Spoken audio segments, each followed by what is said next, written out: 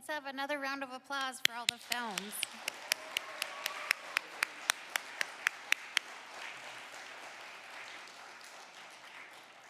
All right. Can I please have Judith Schuyler, Cody Harper, Sunny Russell, Shayla Sands, Marshall Lee George, and Migis Wild to come on up and join the conversation.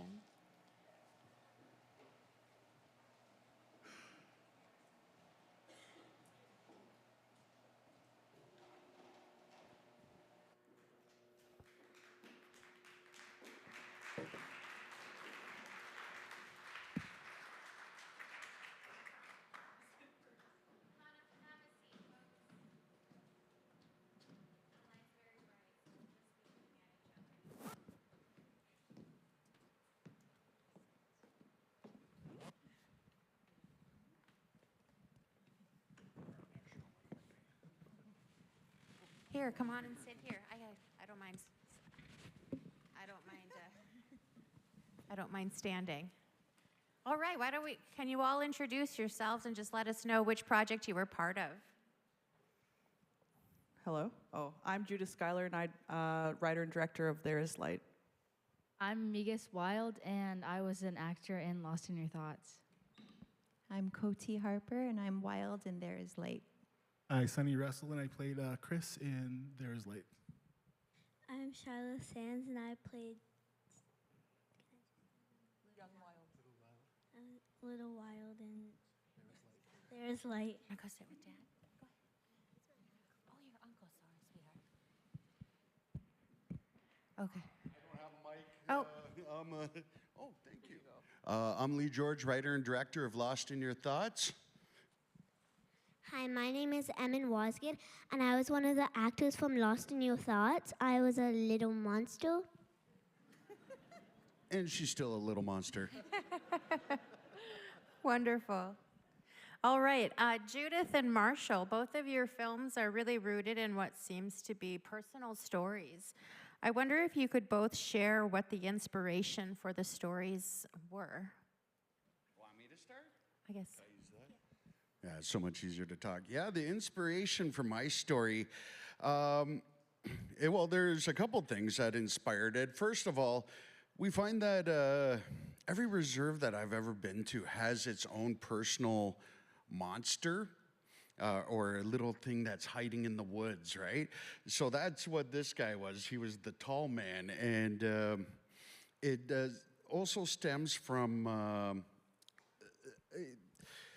the memory of lost children that were taken during the residential school era, and they were taken by the Indian agents. So I kind of amalgamated the two, and it's really about visiting the trauma and trying to find the answers to that in your own mind.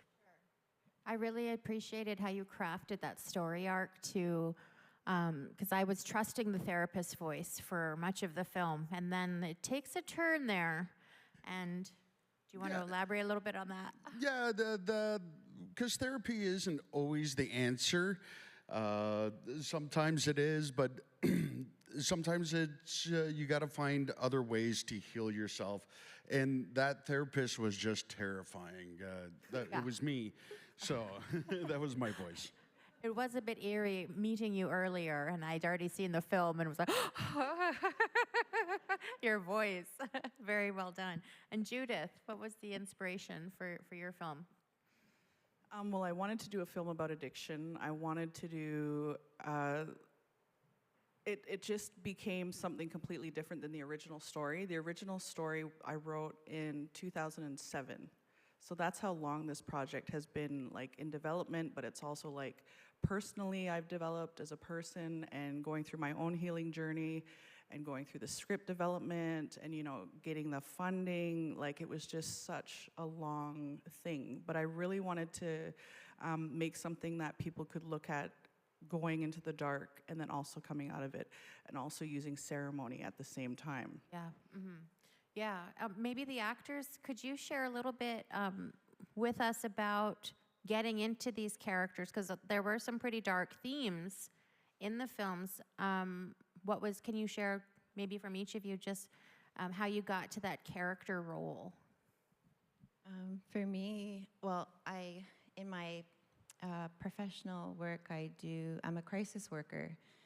I'm from Toronto, so I really, really wanted to present this well because I was representing not just, people struggling, but people that I deal with day to day. So I really I put all my heart into it to really show the reality that's happening right now. So for me, it was just like, I tried, it was all from the heart and really trying to, show what's happening right now. That was really evident in your performance, and Thank you. especially that scene with you and Sunny. Sunny, can you share a little bit about? Yeah, so I lost my sister, unfortunately, in 2015 to the fentanyl epidemic. I'm so sorry. So it's fine. So when I was talking to Cody's character, it really felt like I was speaking to my sister, and that really hit home with me. And watching it back, it's such a powerful film, Judith. Thank you for letting me be a part of it. It was really cathartic for my character to say those words. It was something I was on my chest that I wanted to say to my sister. So looking back, I realized it was a full circle moment that I was able to express that and get that out. Wonderful, thank you. Shyla, how about you? What was that like being in the movie? It was really cool, and I really love acting. It's really fun, and it's really creative and stuff. It's just really cool. I just love it. Yeah. Wonderful, you did a wonderful job too. Migas?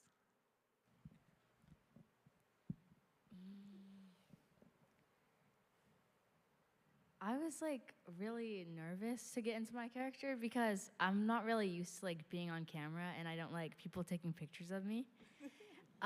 We couldn't tell. Yeah, I don't really know how I got into my character. I just tried to be loud with my voice, and I just read over it a lot. And as I took more takes, I just tried different versions of the way I said things. So I don't really know. So it seems like you found the character as you were performing. Yeah. Wonderful. I think you did a great job too. For Marshall and Judith, as a filmmaker myself and a professor, I'd really like to hear a little bit about the process for making the films for both of you, particularly because you both filmed in and around community and with, people that and really personal stories. How much feedback or collaboration from community did you seek or get during the filming? You want me to go first, don't you? All right. We got lots of community support, community feedback. We started with a story, and our process is we come up with a story concept, and then we seek out everyone's advice. We talk to some elders, specifically my aunties who unfortunately have passed before this viewing, to get their advice. We talk to children. We talk to people that understand these stories that we were trying to tell. And that's really how we start. That's what you meant by the process? Yeah. 'Cause, I mean, when I filmed in my community, I know that it's not a secret, right? When you've got cameras out and people are curious, so how do you engage folks? Oh yeah. Yeah. No, people love watching us do things. They, in fact, it's great because it's like an ambulance just drove through the reserve, and you get all these rubberneckers because all these cars are driving by. What the hell is Lee doing this time? And we had the support of the entire community.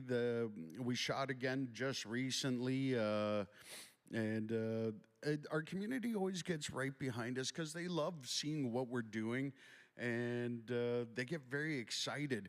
Now that we choose to shoot on our home because really that's where our home is. That's where all my stories come from, right? So Sure, yeah. our home is right here, and that's where it comes out from.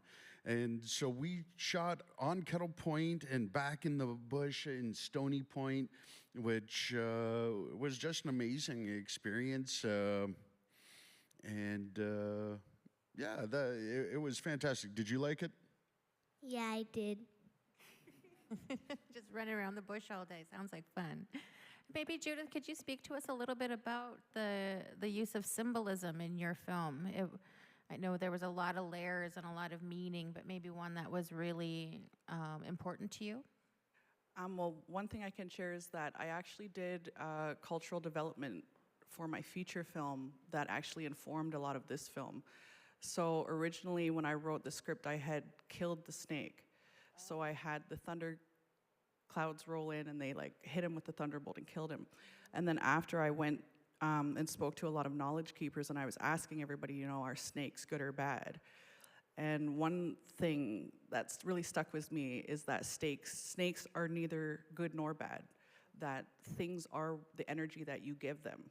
So I really changed that and made it so that they actually come to an agreement. And that's our process as Haudenosaunee people, is to actually feed something, to actually break bread and have a conversation, not just destroy. So that's where that whole thing came from. So there was a lot of cultural development behind script development and all the other things that come with it as well.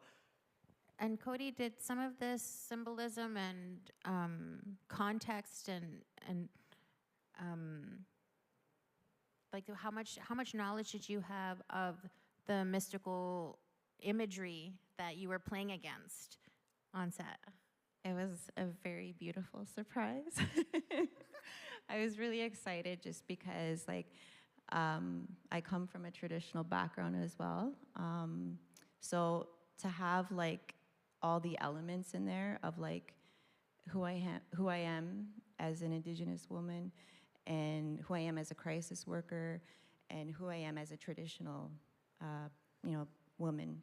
So having all those elements in one was like it was a really, I'm gonna hold this for a long time. It must, because this was your first time seeing the film, correct? Yes, Yeah. so I was really excited. Was that wild to see all the special effects Yes. performing with you? Yes, and I was like, I hope I'm looking the right direction, please.